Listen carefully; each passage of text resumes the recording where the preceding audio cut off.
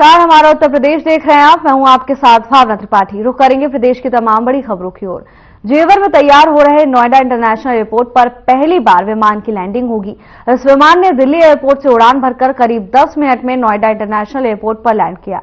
1.5 घंटे आसमान में चक्कर लगाने के बाद पहली लैंडिंग की गई। लगातार 1 महीने तक वैलिडेशन फ्लाइट का डेटा तैयार किया जाएगा और इसी डेटा के आधार पर उड़ान की शुरुआत होगी। तो वहीं 17 अप्रैल 2025 से कमर्शियल फ्लाइट शुरू करने की डेडलाइन रखी गई है और 90 दिन पहले से इनकी बुकिंग शुरू होगी।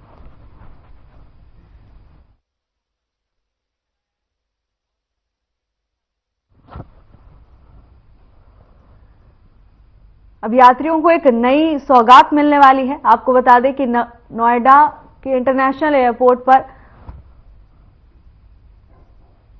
जेवर एयरपोर्ट बनकर तैयार है। यह एयरपोर्ट लोगों के लिए काफी लाभदायी साबित होगा। आपको बता दें कि दिल्ली से नोएडा केवल 10 मिनट में इस विमान ने लैंडिंग करी है। 1 महीने तक सारा डेटा इकट्ठा किया जाएगा और इसके आधार पर ही आगे की कार्यप्रणाली तैयार की जाएगी।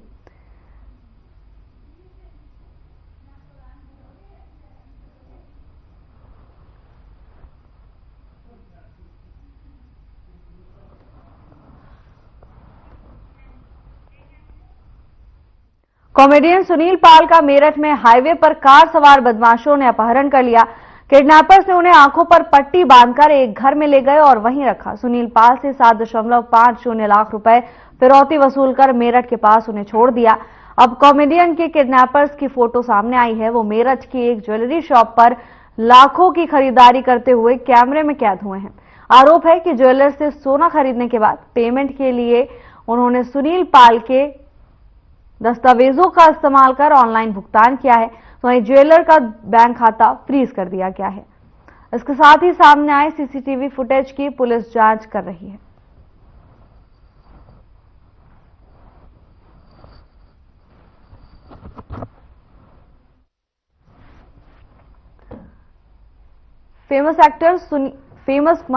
फेमस कॉमेडियन सुनील पाल को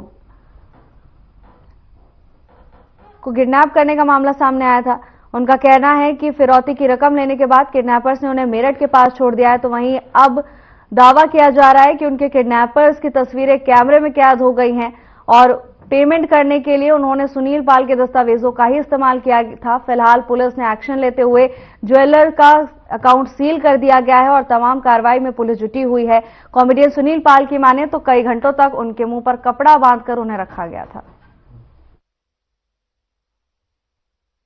आम कस्टमर आता है, इसी तरीके से आए थे, हमारे पास सामान पसंद करा, ऑनलाइन ट्रांसफर कराया, उन्होंने वो सामान लेके गए, हम पक्का बिल काट के दिया। कोई कस्टमर सारे जान पहचान के नहीं आते हैं, जान कस्टमर्स भी आते हैं, शॉप हर तरह के आते हैं। फिर जब ऑनलाइन ट्रांजेक्शन होती है तो डाउटफुल खत्म हो जाता है मामला। बिल्कुल कैश हो तो डाउट करने की गुंजाइश रहती है। बस क्या सामान लेके गए थे? 2 गोल्ड कॉइन्स लिए हैं और एक सोने की चेन ली है। तो हमारा अमाउंट फिलहाल फ्रीज हुआ है बैंक में। जो अकाउंट तो हमारे अनफ्रीज हो चुके हैं, लेकिन जो अमाउंट ट्रांसफर किया था वो हमारा फ्रीज हो चुका है फिलहाल। कुछ 4 नाम से अलग अलग थे। ये ऐसे नाम तो हमने दे रखे हैं, बिल्कुल नाम तो मुझे याद नहीं एकदम, लेकिन हमने दे रखे हैं सब चीज अपनी रिपोर्ट में। पता करा होगा क्यों, क्या कारण है वो? कि व्यापार में इतना, अब हमारे पास कोई कस्टमर आता है वो अपने 4 रिश्तेदारों के अकाउंट से ट्रांसफर कराता है। बैंक वालों ने कुछ नहीं कहा हमसे, बस जो पुलिस ने कहा था कि फिरौती का मामला है कुछ, बाकी हमें और कुछ नहीं पता कि क्यों फ्रीज हुआ है, क्या हुआ है।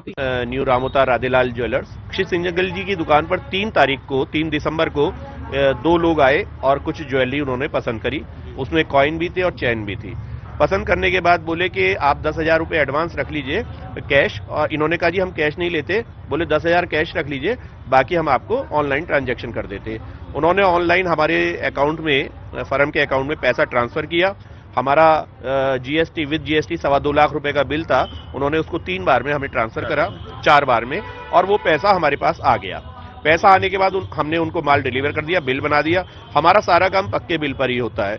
लेकिन अब दिक्कत हमारे सामने खड़ी होती है कि हमारे पास एक मुंबई पुलिस का सांता क्रूज थाने से फोन आता है, उसी सेंटा क्रूज से 3 तारीख को। तो उस फोन में वो बोलते हैं कि जी आपने जो है ये पैसा आपके अकाउंट में ट्रांसफर हुआ है, ये तो फिरौती का चक्कर है। हम घबरा गए, हमारा दुकानदार घबरा गया। उनके दिमाग में यही आया कि जो आजकल मोदी जी भी कह रहे हैं डिजिटल अरेस्ट वाला, कि हमारे साथ कुछ ऐसा तो नहीं हो रहा। उन्होंने तुरंत ही संबंधित थाना, हमारा यहाँ लालकुर्ती पड़ता है, उन्होंने लालकुर्ती थाने को फोन करा और एसोसिएशन को फोन करा। इसमें 2 ज्वेलर्स के यहाँ पर उनका शिकायत आया था कि उनका अकाउंट फ्रीज कर दिया गया है मुंबई पुलिस के द्वारा, जिस पर कि स्थानीय पुलिस द्वारा मुंबई संपर्क किया गया और उनका जो अकाउंट फ्रीज हुआ था वो पुनः खोल दिया गया था। इसमें कुछ तथ्य आ रहे हैं कि मुंबई में एक मुकदमा दर्ज हुआ है एक कॉमेडियन के सिलसिले में, जिसकी विवेचना मुंबई पुलिस द्वारा की जा रही है और उसी क्रम में मीडिया में ये सूचना आई है कि ये जो ज्वेलर्स हैं इनका अकाउंट फ्रीज हुआ था। फिलहाल मेरठ पुलिस को कोई भी आधिकारिक रूप से संपर्क नहीं किया गया है मुंबई पुलिस के द्वारा और इसमें विवेचना मुंबई द्वारा की जा रही है और आगे जो भी तथ्य आएंगे उस आधार पर इसमें कार्रवाई।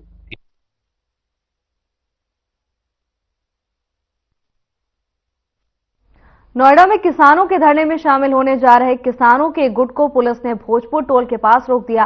पुलिस ने मौके पर किसानों को समझाते हुए उनका ज्ञापन लिया, तो वहीं किसान नेताओं ने पुलिस की कार्रवाई पर नाराजगी जाहिर की। उन्होंने कहा कि नोएडा में किसानों के साथ अन्याय किया गया है, उन्हें न केवल गिरफ्तार किया गया बल्कि जेल भी भेजा गया। किसान नेता का कहना है कि अगर हमारी समस्याओं का समाधान नहीं हुआ तो किसान खुद अपनी गिरफ्तारी देंगे और नोएडा की जेलों को भर देंगे। उन्होंने कहा कि हम शांतिपूर्ण तरीके से अपनी आवाज उठाते रहेंगे। इसके साथ ही उनका कहना है कि वो अपनी मांगों को लेकर संघर्ष जारी रखेंगे और सरकार से समाधान की मांग करते रहेंगे।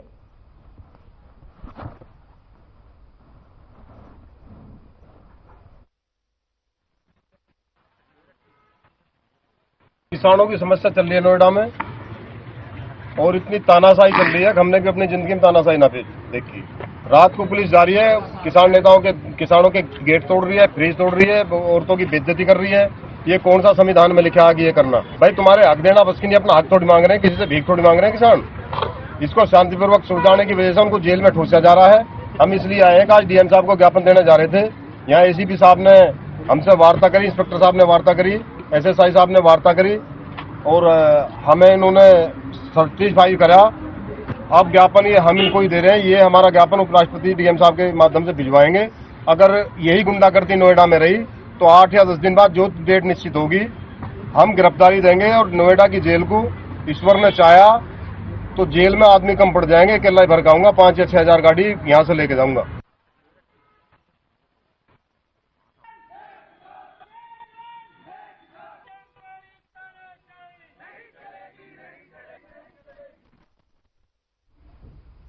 बिजनौर में डंपर से बड़े पैमाने पर अवैध मिट्टी का खनन किया जा रहा है। खनन माफिया में प्रशासन का कोई खौफ नहीं दिखाई दे रहा। मिट्टी खनन से राजस्व विभाग को भारी भरकम नुकसान उठाना पड़ रहा है। कोटद्वार रोड के मॉडर्न पब्लिक स्कूल के पास अवैध मिट्टी का खनन धड़ल्ले से चल रहा है। पूरा मामला थाना नजीबाबाद क्षेत्र के कोटद्वार रोड के पास का बताया जा रहा है।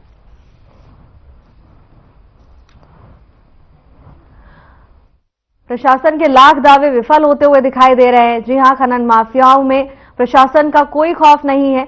बिना किसी डर के धड़ल्ले से अवैध खनन किया जा रहा है, जिससे राजस्व विभाग को भारी भरकम नुकसान झेलना पड़ रहा है। लेकिन प्रशासन की ओर से कोई कार्रवाई न होने के चलते इन माफियाओं को अब किसी का डर नहीं है। पूरा मामला बिजनौर का बताया जा रहा है, जहां बिना किसी डर के बड़े पैमाने पर अवैध मिट्टी का खनन जारी है। दिन रात यहां से मिट्टी का खनन किया जा रहा है। प्रशासन का कोई खौफ इन माफियाओं में नजर नहीं आ रहा और इसका नुकसान राजस्व विभाग को उठाना पड़ रहा है। राजस्व विभाग को लाखों का नुकसान ये अवैध खनन माफिया पहुंचा रहे हैं। तस्वीरें बिजनौर से सामने आई हैं, जहां अवैध खनन माफियाओं के द्वारा धड़ल्ले से रेत खनन किया जा रहा है, जिसके चलते लोगों को, राजस्व विभाग को भारी नुकसान उठाना पड़ रहा है। एक तरफ जहां प्रशासन लाख दावे करता नजर आए, तो वहीं दूसरी तरफ माफियाओं में उनका कोई भी डर नहीं है। ये साफ नजर आ रहा है इन तस्वीरों से। तस्वीरें बिजनौर की हैं, जहां धड़ल्ले से खनन किया जा रहा है और प्रशासन का कोई खौफ माफियाओं में नहीं है।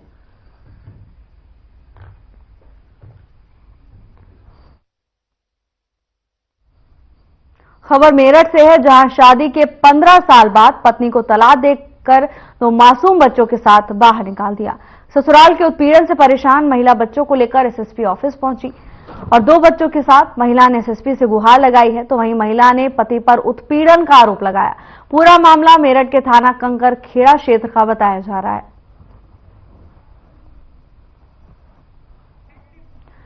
मेरठ में शादी के 15 साल बाद पति ने पत्नी को तलाक देकर घर से बाहर निकाल दिया।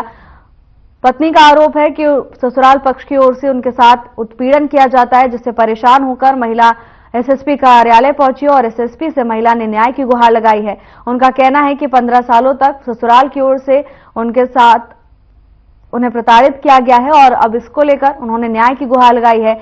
आपको बता दें कि महिला के साथ 2 मासूम भी नजर आए, जिन्हें लेकर वो एसएसपी कार्यालय पहुंची और एसएसपी से उन्होंने न्याय की गुहार लगाई है। इंसाफ की मांग करती हुई ये महिला नजर आई। इनका कहना है कि 15 साल इनकी शादी को हो चुके हैं और पति ने अब इन्हें तलाक दे दिया है। इनके 2 बच्चे भी हैं।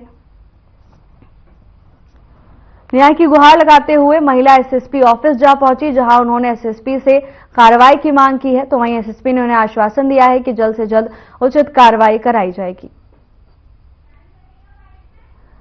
शादी के 15 साल बाद पति ने अपनी पत्नी को तलाक दे दिया। न केवल उन्होंने तलाक दिया बल्कि अपने घर से भी बाहर निकाल दिया।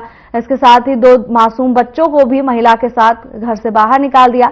जिसके बाद महिला न्याय की गुहार लगाते हुए एसएसपी कार्यालय पहुंची और एसएसपी से पूरे मामले का उद्भेदन किया। तो वहीं एसएसपी ने तत्काल रूप से संज्ञान लिया है और आश्वासन दिया है कि जल्द से जल्द पति और ससुराल पक्ष के ऊपर कार्रवाई की जाएगी। जो भी जांच के बाद सामने आएगा उसके अनुरूप ये कार्रवाई प्रशासन की ओर से की जाएगी और न्याय दिलाया जाएगा। पूरा मामला मेरठ का बताया जा रहा है, जहां शादी के 15 साल बाद एक पति ने अपनी पत्नी को तलाक दे दिया और बच्चों के साथ घर से बाहर निकाल दिया। पत्नी का कहना है कि उनके साथ लगातार प्रताड़ना की जा रही थी।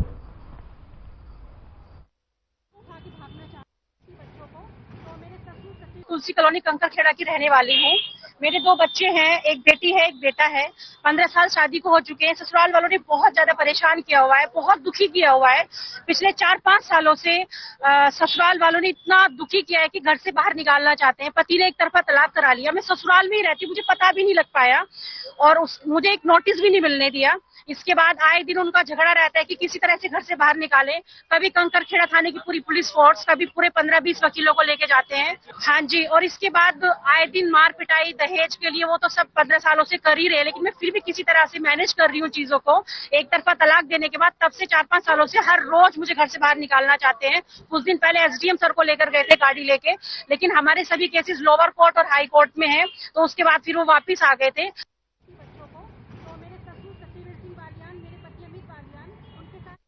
सहारनपुर में तेज रफ्तार का कहर देखने को मिला है, जहां कार सवार ने ट्रैक्टर ट्रॉली में जोरदार टक्कर मारी। इस सड़क हादसे में 2 लोगों की मौत हो गई है और 5 लोग घायल बताए जा रहे हैं। जानकारी के अनुसार कार सवार समाजवादी पार्टी का प्रदेश सचिव बताया जा रहा है। पुलिस ने शव को पोस्टमार्टम के लिए भेज दिया और आगे की कार्रवाई में जुट गई है। ये पूरा मामला सरसावा क्षेत्र के नेशनल हाईवे का बताया जा रहा है।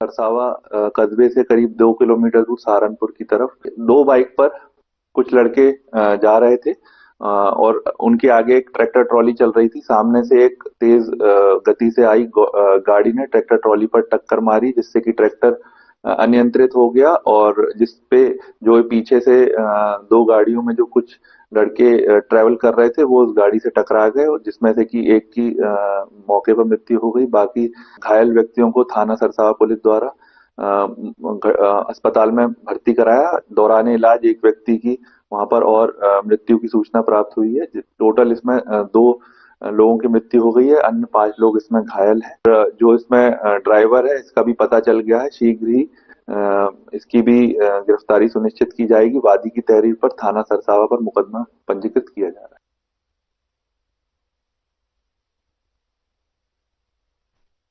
बांग्लादेश में अल्पसंख्यक हिंदुओं और बहन बेटियों पर हो रहे अत्याचार के विरोध में हापुड़ जिले में हिंदू सनातनियों के द्वारा विरोध प्रदर्शन किया जा रहा है। सैकड़ों की संख्या में एकजुट हो रहे हिंदू हापुड़ के रेलवे पार्क स्थित फ्रीगंज रोड पर ये प्रदर्शन कर रहे हैं। यहां बीजेपी के जनप्रतिनिधियों के अलावा तमाम हिंदूवादी संगठनों के लोग भी शामिल हुए हैं।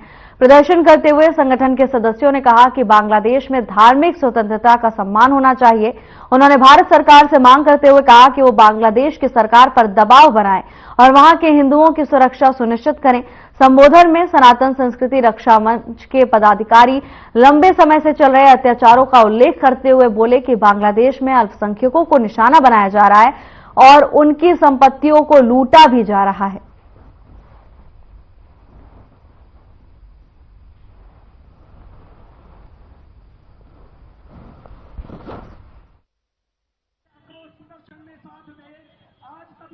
रूप लिया जिसमें और सभी हिंदू संगठन जो है वो यहाँ पर एकत्रित हुए और जिसका मूल उद्देश्य जो बांग्लादेश में हमारे हिंदू भाइयों पर प्रताड़नाएं हो रही हैं, जो एक बहुत बड़ा दंश झेल रहे हैं वो लोग, उसको लेकर के यहाँ हम लोगों का बहुत उग्र रूप का जो है एक प्रदर्शन रहा है, जिसमें सभी हिंदू संगठन, विश्व हिंदू परिषद, भारतीय जनता पार्टी, राष्ट्रीय स्वयंसेवक संघ और अपने जो है बजरंग दल और जितने भी सब जो हिंदू भाई हैं सब लोग यहाँ पर इकट्ठे हुए हैं और सभी साधु संतों का इस्कॉन के जितने भी हमारे, क्योंकि वहाँ पे इस्कॉन के जो धर्म गुरु थे उनको वहाँ पर पकड़कर उनके ऊपर प्रताड़ना हुई है, वो कि एक भारतवर्ष है और भारतवर्ष में ये जो है इस प्रकार की घटनाएं जो है नहीं सही जाती है। इसलिए आज हम लोगों ने यहाँ ज्ञापन देने का कार्य किया। मांग यही कि हमारा हिंदू धर्म सुरक्षित हो,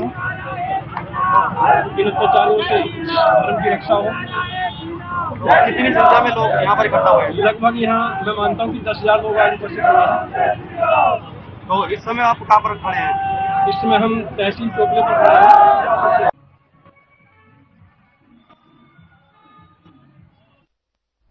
पीलीभीत से एक सनसनीखेज मामला सामने आया है, जहां एक बेटे ने अपने पिता को ही मौत के घाट पर उतार दिया। दरअसल दोनों पिता बेटे में झगड़ा हो गया था, तभी गुस्से में आकर बेटे ने पिता के सिर पर सरिया से वार कर दिया, जिससे पिता की मौत हो गई। बता दें कि जानकारी मिली है कि 54 वर्षीय शिशुपाल शराब का आदी था, जिसको लेकर 23 साल का उनका बेटा रवि उनके साथ उनका रोज विवाद होता था। फिलहाल पुलिस ने आरोपी बेटे को गिरफ्तार कर लिया है। शव का पंचनामा कर पोस्टमार्टम के लिए भेज दिया गया है।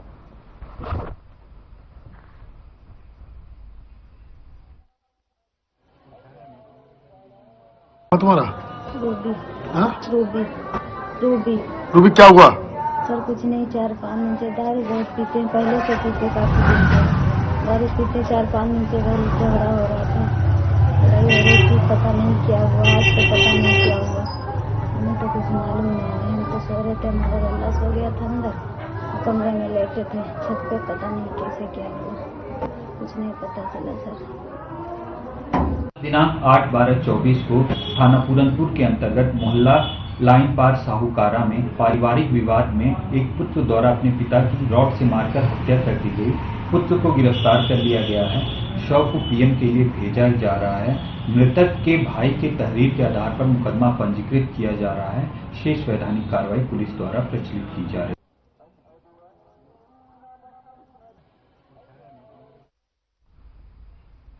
यूपी के अमरोहा में प्रेम प्रसंग का हैरान करने वाला मामला सामने आया है। दरअसल नौगावा सादात थाना क्षेत्र के रहने वाले मुस्लिम युवक ताबिश असगर ने नाम बदलकर एक युवती को अपने प्रेम जाल में फंसाकर उससे शादी कर ली। उसने अपना नाम विशाल राणा बताया। इतना ही नहीं, उसने युवती पर दबाव डालकर इस्लाम कबूल करवाने की कोशिश भी की। बता दें कि हिंदू लड़की को अपने जाल में फंसाने के पूरे मामले में मुस्लिम लड़के का परिवार भी शामिल है। और तो और हिंदू युवती को पहाड़ से धक्का देकर मारने की कोशिश भी की गई, जिसके बाद पीड़िता ने आरोपी के खिलाफ नोएडा पुलिस थाने में शिकायत दर्ज कराई है। पुलिस ने लड़के को गिरफ्तार कर लिया है।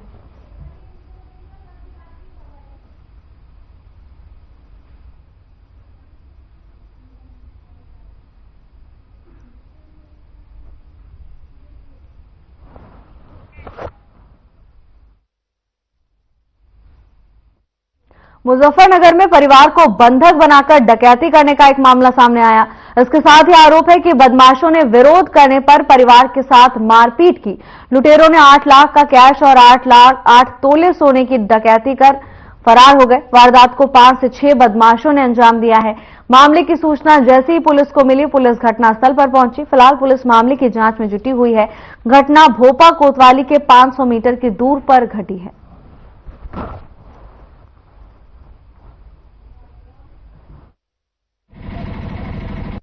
आपका नाम? मेरा नाम विकास है जी। विकास जी, डकैती की सूचना मिली है, किस तरह की डकैती हुई है और कितने लोग थे? लगभग 5-6 लोग थे और सब हथियार से लैस थे और सबके पास हाथ पैर बांधने की सामग्री थी और इंजेक्शन थे जो कि उन्होंने मेरे लगाई हुई है। ये आँख पे निशान आ रहा है उनका और उन्होंने हर एक जगह से पैसे लिए हैं। जहाँ जहाँ उन्होंने कहा कि यहाँ इसी वाली गेट खोलो, ये भी खोलो, जिस चीज की चाबी उन्होंने सबसे चाबी खुलवाई और सब जगह से पैसे निकाल लिए। लगभग कितना सामान लेके वो? सामान लगभग 8-9 लाख के लगभग तो कैश था और 5-4 सोने के सेट होंगे और चांदी थी पहली पुरानी लगभग आधे किलो के लगभग। इधर ठेला था एक राम कुमार ज्वेलर्स का ठेला था, इस टाइप का ठेला था एक और जी। ये राम कुमार ज्वेलर्स का, ये एक और ठेला राम कुमार ज्वेलर्स का। वो यहाँ रखा दोनों पुरानी चांदी थी लगभग 3 किलो पुरानी चांदी, पुरानी टाइप के जो हमारी दादी हमारी अम्मा उस तरह की ज्वेलरी पहनती थी। और यहाँ से ली थी 2 पैर में पहनने मोटे कड़े थे, लच्छे थे, छल्ले क्या बोल रहे हैं ना, तगड़ी थी और क्या नाम घूंगा था, ये सब सामान था। और ये मेरे बेटे के चोट लगी यहाँ, इसको खून खराब हुआ पड़ा है।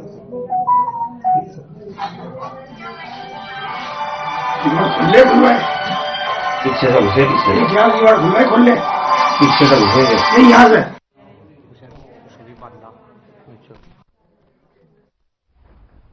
बुलंदशहर के सिकंदराबाद थाना क्षेत्र में हाईवे किनारे बने महालक्ष्मी इलेक्ट्रॉनिक शोरूम में चोरों ने चोरी की घटना को अंजाम दिया, जहां बेखौफ चोरों में कोतवाली सिकंदराबाद से महज 300 मीटर की दूरी पर चोरी की घटना को अंजाम दिया गया।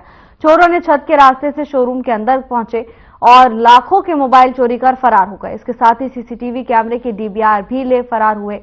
वहीं घटना की सूचना पर पहुंची पुलिस फिलहाल मामले की जांच में जुटी हुई है।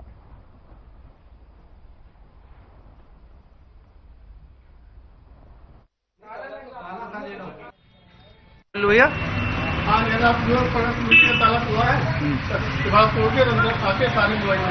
कितना करीब होगा? लगभग करीब है 25 लाख रुपए मोबाइल। 25 लाख रुपए के मोबाइल है। हेलो,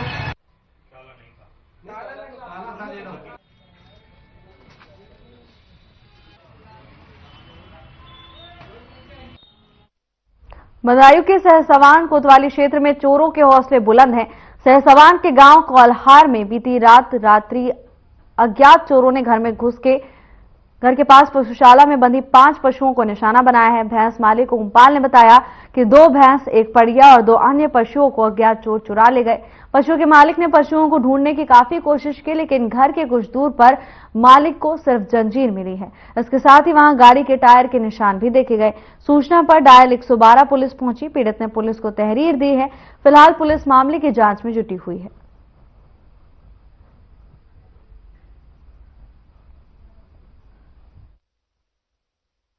नाम है, गांव कौलियार है। क्या घटना घटी है? हमारी 2 भैंसें चोरी हो गई यहाँ से और 3 पड़ियाँ हैं छोटी छोटी, एक 1 साल की है और 2 ढाई महीने के हैं। तो आपको कैसे पता चला? और सुबह सानी करने को उठे 5 बजे तो पता चली। पुलिस को तहरीर दी आपने? हाँ, दे दिए तहरीर। तो थाने से आया था कोई? थाने से आए, 100 नंबर वाले भी आए, वो सब दे दिए मैंने। ठीक।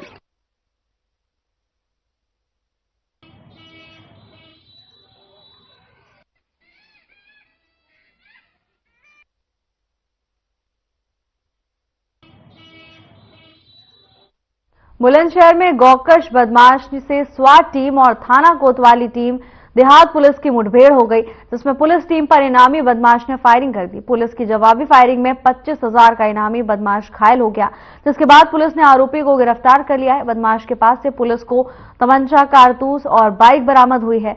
मुठभेड़ कोतवाली देहात पुलिस और स्वाट टीम की अडौली नहर पुल के पास हुई है। तो वहीं गिरफ्तार किए गए बदमाश का लंबा आपराधिक इतिहास देखा गया है।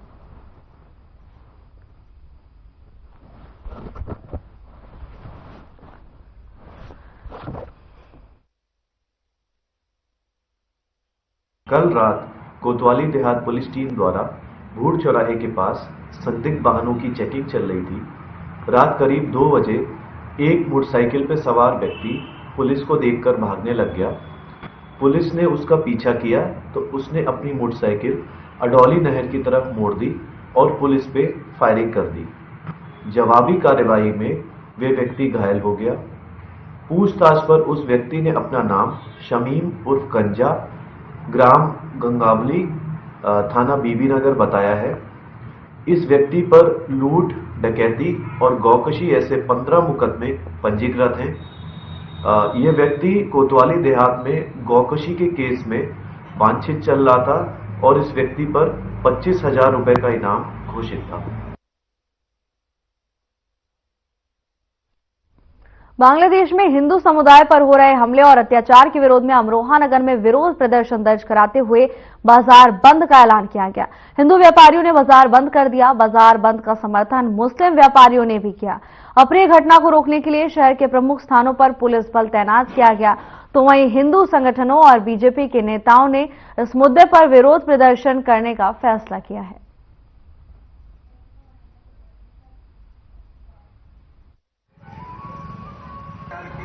आज सनातन धर्म रक्षा समिति के आह्वान पर अमरोहा नगर के सभी सामाजिक, धार्मिक और व्यापारिक संगठन सड़कों पर उतर आए हैं और सभी लोगों ने व्यापारी भाइयों से निवेदन करा कि आज पूरा बाजार बंद रखें।